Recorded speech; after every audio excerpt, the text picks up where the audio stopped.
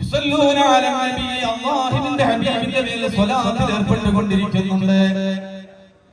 സഹോദരങ്ങളെ, നമ്മൾ ഈ മദ്ഹ് കഴിഞ്ഞാൽ, നമ്മൾ ഈ സദസ്സ് കഴിഞ്ഞാൽ ഉറക്കത്തിലേക്ക് പോകും. ചിലർ ഇശാ നിസ്കരിക്കാതെ അങ്ങനെ ഉറങ്ങല്ലേ. ദയവ് ചെയ്ത് അല്ലാഹു കാത്തുരക്ഷിക്കട്ടെ. സഹോദരിമാരോടാണ് പ്രത്യേകിച്ച് പറയാനുള്ളത്. നിങ്ങളെ കുടുംബത്തിലുള്ള പ്രായപൂർത്തിയായ മക്കളൊക്കെ ചിലപ്പോ അലസത പിടിപെട്ടുകൊണ്ട് അവരങ്ങ് ഉറങ്ങിപ്പോകും. അങ്ങനെ ഉറങ്ങുമ്പോ എന്താ വരാനുള്ളത്? നമ്മള് സുന്നത്തിന് വേണ്ടി വലിയൊരു ഫർള് അങ്ങ് നഷ്ടപ്പെടുത്തലാവില്ല. അല്ലാഹു കാത്തുരക്ഷിക്കട്ടെ. ശ്രദ്ധിക്കണമെന്ന് വിനയത്തോടുകൂടി ഞാൻ പറയുകയാണ്. ഇന്നല്ലാഹ വമലായികതഹു യുസല്ലൂന അലൻ നബി. നമ്മൾ ഈ പരിപാടി കഴിഞ്ഞാൽ ഉറക്കത്തിലേക്ക് പോകുമെങ്കിൽ അല്ലാഹുവും അവന്റെ മലായികത്തുകളും നിത്യേന ചെയ്തുകൊണ്ടിരിക്കുകയാണ്. നമ്മൾ ഉറങ്ങുമ്പോഴും, നമ്മൾ അധ്വാനിക്കുമ്പോഴും, നമ്മൾ തൊഴിലേർപ്പെടുമ്പോഴും, നമ്മൾ എന്തൊക്കെ മേഖലയിലാണെങ്കിലും നമ്മൾ ഹബീബിനെ വിട്ടുമാറുമ്പോഴൊക്കെയും അല്ലാഹുവും മലായികത്തുകളും നബിയുടെ കൂടെയുണ്ട്, സ്വലാത്തിലായി കൊണ്ടുണ്ട് എന്നല്ലേ ഈ പറഞ്ഞ വാക്കിനർത്ഥം. നിത്യവും അല്ലാഹുവിന്റെ റസൂലിന്റെ പേരിൽ സ്വലാത്ത് വർഷിപ്പിച്ചു കൊണ്ടിരിക്കുകയാണ്. അതുകൊണ്ട് നബി സല്ലല്ലാഹു അലൈഹി വസല്ലം തങ്ങളുടെ പേരിൽ നിങ്ങളും സ്വലാത്ത് ചൊല്ലണേ. സല്ലു അലൈഹി വസല്ലിമു തസ്ലീമാ. സ്വലാത്ത് പോരാ, നിങ്ങൾ സലാം ചൊല്ലണേ നബിക്ക്. അസ്സലാത്തു വസ്സലാമു അലൈക യാ റസൂലല്ലാഹ്. ഒന്ന് ചൊല്ലൂ നിങ്ങൾ. അസ്സലാത്തു വസ്സലാമു അലൈക യാ ഹബീബല്ലാഹ്. അസ്സലാത്തു വസ്സലാമു അലൈക യാ നബിയല്ലാഹ്. അസ്സലാത്തു വസ്സലാമു അലൈക യാ സഫിയല്ലാഹ്. നബിയായ റസൂൽ സല്ലല്ലാഹു അലൈഹി വസല്ലം തങ്ങളെ ഏത് കാലം മുതൽ തുടങ്ങിയതാണ്? സുബ്ഹാനല്ലാഹ്. നമ്മളൊന്ന് ചിന്തിച്ചു നോക്കൂ. ഇതിനൊരു നൃത്തമില്ല, ഇതിനൊരു മൗലിദ് മാസം വരട്ടെ എന്ന് നമ്മൾ റബീഉൽ അവ്വൽ പരിപാടി കഴിക്കണമെങ്കിൽ റബീഉൽ അവ്വലിന്റെ മാസം പറക്കണ്ടേ? ഇത്രയേറെ മനോഹരമായിട്ട് നമ്മൾ സഫറിൽ നബിയെ വായിക്കാറില്ല, മുഹറമിൽ നബിയെ വായിക്കാറില്ല, മറ്റു മാസങ്ങളിൽ നബിയെ വായിക്കാറില്ല. നമ്മൾ ഇത്രയേറെ മനോഹരമായ രീതിയിൽ പുണ്യ റസൂലുള്ളാഹിനെ വായിക്കുന്നത് റബീഉൽ അവ്വൽ കടന്നു വന്നിട്ടാണ്.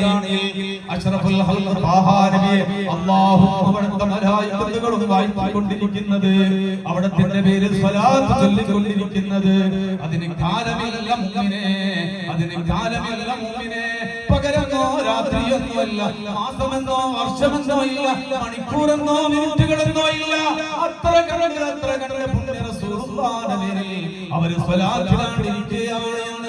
വിശുദ്ധ ഖുർആൻ പറയുമ്പോ ആ ഹബീബിനെ നമ്മൾ ചേർത്ത് പിടിക്കണം. മുഅ്മിനേ, നമ്മുടെ രക്ഷകനാണ് നബി, നമ്മുടെ രക്ഷകനാണ് നബി.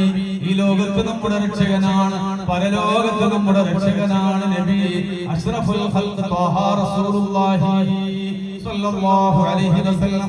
അതുകൊണ്ട് ഹുബ്ബുൻ നബി, നബി സല്ലല്ലാഹു അലൈഹി വസല്ലം തങ്ങളോടുള്ള സ്നേഹം അത് നിങ്ങൾ വർദ്ധിപ്പിച്ചുകൊണ്ടിരിക്കണം. അതിനാണ് ഇത്തരം സദസ്സുകൾ.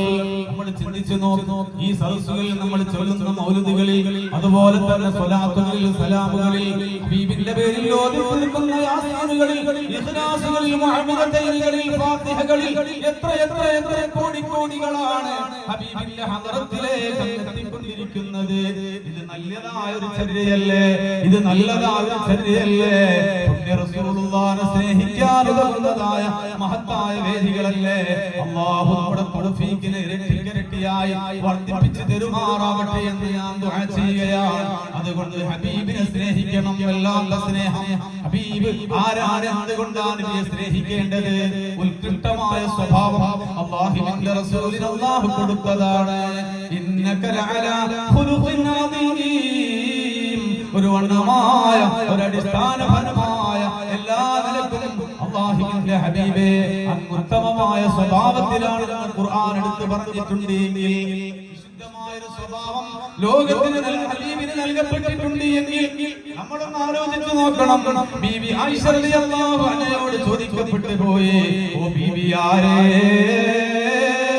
ഹബീബായ റസൂലുള്ളാഹിന്റെ സ്വഭാവം എന്തായിരുന്നു? ആ സമയത്ത് ബീബിയാരെ പറഞ്ഞ മറുപടി എന്താണെന്നല്ലേ? ഹബീബായ റസൂലുള്ളാഹിന്റെ സ്വഭാവം അൽ ഖുർആനാണ്. നബിയുടെ സ്വഭാവം റസൂലുള്ളാഹിന്റെ സ്വഭാവം ഖുർആൻ എന്നാണ് പറഞ്ഞത്. റസൂലുള്ളാഹിന്റെ സ്വഭാവം ഖുർആൻ എന്നാണ്. ആരാണ് ഇത് പറയുന്നത്? നബിയുടെ കൂടെ കിടന്ന, നബിയുടെ കൂടെ സഞ്ചരിച്ച, നബിയുടെ കൂടെ കുടിച്ച, നബിയുടെ കൂടെ ചിരിച്ച, നബിയുടെ സദസ്സുകൾ പങ്കിട്ട, നബിയുടെ നിന്ന് ഹദീസ് കേട്ട, പല സദസ്സുകളിലും പങ്കെടുക്കാൻ കഴിഞ്ഞു പോയ ബഹുമാനപ്പെട്ട അബൂബക്കർ സിദ്ദീഖ് റളിയല്ലാഹു അൻഹുവിന്റെ പൂമോളായ ബീവി ആയിഷത്തു തുഹ്റാ റളിയല്ലാഹു അൻഹ പറയുകയാണ്, പുന്നാര റസൂലുള്ളാഹിന്റെ സ്വഭാവം ഖുർആനാണ്. ഖുർആനാണ് നബിയുടെ സ്വഭാവം. ചോദിക്കുകയാണെങ്കിൽ നമ്മുടെ മഹലിലെ ഒരാളെ ചുമതലപ്പെടുത്തി ഓരോരുത്തരുടെ ഭാര്യമാരെ കാണാൻ എന്തിനാ? ഭർത്താവിന്റെ സ്വഭാവം അന്വേഷിക്കാൻ വേണ്ടി. എന്താണ് നിങ്ങളുടെ ഭർത്താവിന്റെ സ്ഥിതി എന്ന് ചോദിച്ചാൽ എന്ത് പറയും? ഞാനടക്കമുള്ള നമ്മുടെ ഭാര്യമാരെ പോയി ചോദിച്ചാൽ അവര് പറയും, ഭർത്താവിന്റെ കഥ പറയണ്ട, ഞാൻ തുടങ്ങിയാൽ പിന്നെ നിർത്തൂരട്ടോ അല്ലേ? ദേഷ്യക്കാരിയാണ് എന്റെ ഭർത്താവ് എന്ന് പറയും. ദുഷിത്ത സ്വഭാവമുള്ള ആളാണ് എന്റെ ഭർത്താവ് എന്ന് പറയും. ഒരു ദിവസം 2 പേക്കെങ്കിലും സിസർ വലിക്കുന്ന ആളാണ് എന്റെ ഭർത്താവ് എന്ന് പറയും. എന്റെ ഭർത്താവ് കള്ളുകുടിക്കാരനാണ്, എന്റെ ഭർത്താവ് ദുർമാർഗിയാണ്, എന്റെ ഭർത്താവ് മയക്കുമരുന്നിന്റെ ഉടമയാണ്, എന്റെ ഭർത്താവ് അനാവശ്യമായി സമ്പത്ത് ചെലവഴിക്കുന്ന ആളാണ്, ധൂർത്തടിക്കുന്ന ആളാണ്, കുടുംബത്തെ കുറിച്ച് യാതൊരു ബോധവുമില്ലാത്ത ആളാണ്. അങ്ങനെ ഭർത്താക്കന്മാരുടെ സ്വഭാവങ്ങളെ കുറിച്ച് സ്ത്രീകളോട് അന്വേഷിച്ചു കഴിഞ്ഞാൽ അങ്ങനെയൊക്കെ അവര് പറയും. അങ്ങനെ ചിരിക്കണ്ട, നിങ്ങളുടെ സ്വഭാവത്തെ കുറിച്ച് ഭർത്താക്കന്മാരോട് ചോദിച്ചാലോ അവര് കുറെയൊക്കെ അങ്ങനെ പറയും. സഹോദരിമാര് ഭർത്താക്കന്മാരെ കുറിച്ച് പറയും. നിങ്ങളെ കുറിച്ച് ഭർത്താക്കന്മാരോട് ചോദിച്ചാൽ അവരും പറയും നിങ്ങളുടെ സ്വഭാവം പഠിച്ചോനെ കെട്ടിക്കഴിഞ്ഞതാണ്, അവളെ ഞാൻ കെട്ടിക്കഴിഞ്ഞതാന്ന് പറയും. അള്ളാഹു കാത്തിരക്ഷിക്കട്ടെ. നിങ്ങളൊന്നുമല്ലോ, നിങ്ങളുടെ നല്ല പള്ളികളാണ്, അവിടെ പോണല്ലോ സലാമത്താണ്. ഇവിടെയുള്ള സഹോദരിമാരും അതേപോലെ തന്നെ സഹോദരങ്ങളൊക്കെ നല്ല സ്വഭാവികളാവട്ടെ. അള്ളാഹു തൗഫീഖ് ചെയ്യട്ടെ. ഞാൻ പറഞ്ഞു വരുന്നത് അഷ്റഫുൽ ഖൽഖ് ത്വാഹ നബി സല്ലല്ലാഹു അലൈഹി വസല്ലം തങ്ങളുടെ പ്രിയ പത്നി പറയുന്നത്, എന്റെ ഭർത്താവാകുന്ന മുഹമ്മദ് റസൂലുള്ളാഹിന്റെ സ്വഭാവം ഖുർആനാണ്. എന്റെ ഹബീബിന്റെ സ്വഭാവം, ഹബീബിന്റെ ഖുർആനാണ് സ്വഭാവം എന്ന് പറയണമെങ്കിൽ എത്രമാത്രമാണ് ആ പുണ്യവനിത, ആ പുണ്യ സ്ത്രീ നബി സല്ലല്ലാഹു അലൈഹി വസല്ലം തങ്ങളുടെ ജീവിതം പരിശോധിച്ചത്, എത്രമാത്രമാണ് ആ ജീവിതം മണന്ന് തിട്ടപ്പെടുത്തിയത്. വിശുദ്ധ ഖുർആനിന്റെ ജീവിതമാണ് ഹബീബായ റസൂലുള്ളാഹി സ്വല്ലല്ലാഹു അലൈഹി വസല്ലം തങ്ങൾ നയിച്ചത്. അതല്ലേ പറഞ്ഞത്, കാന റസൂലുള്ളാഹി സ്വല്ലല്ലാഹു അലൈഹി വസല്ലം ഫീ മിഹ്നത്തി അഹ്ലിഹി. റസൂലുള്ളാഹിന്റെ ഒരു സ്വഭാവമാണത്. പുന്നാര റസൂൽ അവിടുത്തെ ഭാര്യമാരുടെ അടുക്കള പണിക്ക് കൂടി കൊടുക്കുന്നവരായിരുന്നു. അടുക്കള പണിക്ക് അവരുടെ പണികളിൽ അവരുടെ ജോലികളിൽ സഹായിയായിട്ട് അല്ലാഹുവിന്റെ റസൂൽ ഉണ്ടാവും. ിരിക്കുന്നവർക്കൊരു പാഠമാണിത്. ഉമ്മാറത്തിൽ വന്നിട്ട് ആസിയ കൊണ്ടുപോവാ ഒരു ചായ എന്ന് പറയലല്ല, നമുക്ക് അവിടെയും ചുമതലയുണ്ട്. നീ കൊണ്ടുപോവാ എന്ന് പറയാ ഒരു കൽപ്പന മാത്രമല്ല. വിരുന്നുകാരനാകുമ്പോ ആ ആസിയയെ സഹായിച്ചു കൊടുക്കാൻ ഉമ്മറത്തുനിന്ന് കൽപ്പന മാത്രം പോരാ, അവരെ ഹെൽപ്പ് ചെയ്യുന്ന പണി ചെയ്യേണ്ടവരാണ്. ഉത്തരവാദിത്തമുള്ളവരെ നമ്മൾ. കാരണം നമ്മളെക്കാൾ ഏറ്റവും വലിയ ഉത്തരവാദിത്തമുള്ള ഉത്കൃഷ്ടമായ സ്വഭാവത്തിന്റെ ഉടമയാണെന്ന് വിശുദ്ധ ഖുർആൻ വിശേഷിപ്പിച്ചു പോയ ലോകത്തിന്റെ നേതാവ് അഷ്റഫുൽ ഖൽഖ് മുഹമ്മദ് മുസ്തഫ സ്വല്ലല്ലാഹു അലൈഹി വസല്ലം തങ്ങൾ കാന റസൂലുള്ളാഹി ഫീ മിഹ്നത്തി അഹ്ലിഹി. അവിടുത്തെ അഹ്ലിന്റെ സഹായകനായിരിക്കും റസൂൽ സ്വല്ലല്ലാഹു അലൈഹി വസല്ലം തങ്ങൾ അടുക്കളയിൽ പോകും. വസ്ത്രം അലക്കാൻ കൂടിക്കൊടുക്കും, ഭക്ഷണം പാകം ചെയ്യാൻ കൂടിക്കൊടുക്കും, വീട് വൃത്തിയാക്കാൻ കൂടിക്കൊടുക്കും, വിറക് ശേഖരിക്കാൻ കൂടിക്കൊടുക്കും. അങ്ങനെ എല്ലാത്തിനും ബീവിക്ക് ജനാബത്ത് പതിക്കണമെങ്കിൽ വെള്ളം വെച്ചു കൊടുക്കാൻ സഹായിക്കും. അങ്ങനെ പരസ്പരമുള്ള ഇന്നലെ ഞാൻ ബുഖാരിയിൽ ഹദീസ് കൊടുത്തു. നബി സല്ലല്ലാഹു അലൈഹി വസല്ലം തങ്ങൾ അവിടുത്തെ ഭാര്യയെ ഒന്നിച്ച് കുടിക്കുമായിരുന്നു. അത്രേ ഒന്നിച്ച് കുടിക്കും.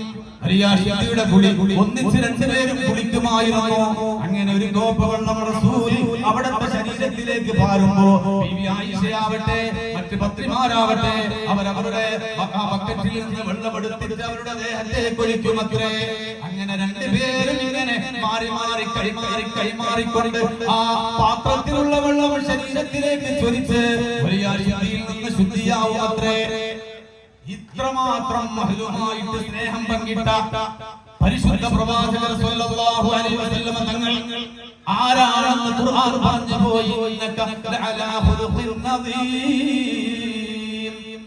ഒരു ഉദാത്തമായ സ്വഭാവത്തിന്റെ ഉടമയാണ് നബിയെ. വിശുദ്ധമായ ഒരു സ്വഭാവത്തിന്റെ ഉത്കൃഷ്ടമായ ഒരു സ്വഭാവത്തിന്റെ ഉടമയാണ്. ഒരു അനീതിക്ക് റസൂൽ കൂട്ടുനിന്നില്ല. എത്രമാത്രം സമ്പന്നരായ സ്വഹാബികൾ ഉണ്ടായിരുന്നു. സമ്പത്ത് അവരിൽ നിന്ന് സമ്പത്ത് കരസ്ഥമാക്കണമെന്ന് ആഗ്രഹിച്ചുകൊണ്ട് അവരെ സ്നേഹിച്ചില്ല. ഒരാൾക്ക് മുമ്പിലും തലകുനിക്കാൻ അല്ലാഹുവിന്റെ ഹബീബ് തയ്യാറായില്ല. ശത്രുവിന്റെ മുമ്പിൽ പോലും പുണ്യ റസൂൽ സ്വല്ലല്ലാഹു അലൈഹി വസല്ലം തങ്ങൾ തലകുനിക്കേണ്ടി വന്നില്ല. ഭീതിപ്പെടുത്താൻ വേണ്ടി വന്ന ഒരു ശത്രു നബിയും സ്വഹാബത്തും അതാ മരച്ചുവടുകളിലായിക്കൊണ്ട് അതാ അവർ കടലെടുത്തുകൊണ്ടിരിക്കുന്ന സമയമാണ്. ഹബീബായ റസൂൽ അവിടുത്തെ വാളുകളിൽ നിന്ന് ഊരിക്കൊണ്ട് മരത്തിന്റെ ശിഖരത്തിലേക്ക് ബന്ധിച്ചിരിക്കുകയാണ്. പുണ്യ റസൂൽ ഉറങ്ങാൻ കിടന്നു. വിശ്രമത്തിന് വേണ്ടി കിടന്നതാ ശത്രു വരികയാണ്. ശത്രു വന്നിട്ട് ആ വാട് കയ്യിലാക്കുകയാണ്. അഷ്റഫുൽ ഖൽഖ് നബി സല്ലല്ലാഹു അലൈഹി വസല്ലം തങ്ങൾക്ക് നേരെ തിരിയുകയാണ്. അയ്യംനൗക മികമീ, ആരാണ് എന്നെ തൊട്ട് നിന്നെ തടയാനുള്ളത്? ആരാണ് എന്നെ തൊട്ട് നിന്നെ തടയാനുള്ളതെന്ന് ചോദിച്ചപ്പോ അഷ്റഫുൽ ഖൽഖ് ത്വാഹ നബി സല്ലല്ലാഹു അലൈഹി വസല്ലം തങ്ങൾ പേടിച്ചില്ല, വെപ്രാളപ്പെട്ടില്ല.